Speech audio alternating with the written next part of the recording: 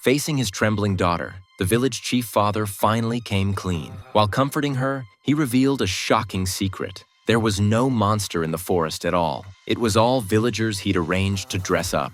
He made up this terrifying legend purely to keep villagers trapped in the village and stop them from wandering off. Now that his daughter had to leave to save a life, the father had no choice but to reveal this secret he'd kept for decades, and he begged her over and over to keep it to herself. To ensure her safety, he assigned 2 bodyguards to go with her, thinking getting the medicine would be a sure thing now. But not long after leaving the village, strange things started happening. An eerie wind howled through the woods, like something dark and sinister was closing in. One of the guys got scared out of his mind, and without a word, he abandoned the blind girl and ran straight back to the village. The remaining 2 had no choice but to push forward. When it rains, it pours. A storm came crashing down, and they had to set up a tent to wait it out. Right then, from deep in the forest, that familiar monster roar echoed out, getting closer and closer. The remaining bodyguard got more and more terrified. The second the rain stopped, he took off too, heartlessly leaving the blind girl alone in the middle of nowhere.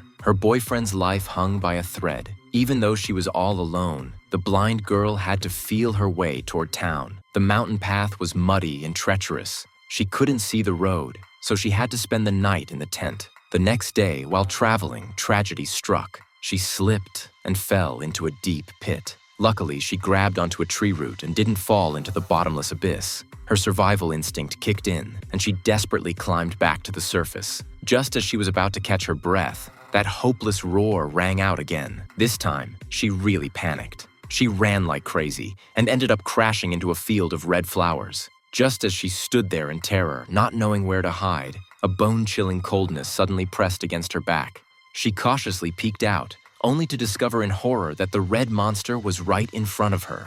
To survive, the blind girl followed her, get away from danger instinct, and took off running. The monster was persistent too, chasing her relentlessly. Strangely, the monster didn't seem intent on killing her. It was more like it was deliberately trying to scare her. Realizing she couldn't shake it off, the blind girl came up with a plan. She felt her way back to the tree hollow that had nearly killed her earlier and spread her arms wide as bait. The moment the monster lunged at her, she dodged to the side. The monster couldn't stop in time and plunged straight into the deep pit. Ironically, what fell in and died wasn't a monster at all. It was the village idiot Juicy in a costume. Turns out this fool had been secretly in love with the blind girl, wanted to dress up like this to mess with her, and ended up getting himself killed, his body impaled by tree branches. The blind girl couldn't see. She had no idea it was Juicy who died. Her mind was only on saving her boyfriend, so she grabbed a stick and kept running. Finally, she felt a tall wall, the barrier between the village and the outside world.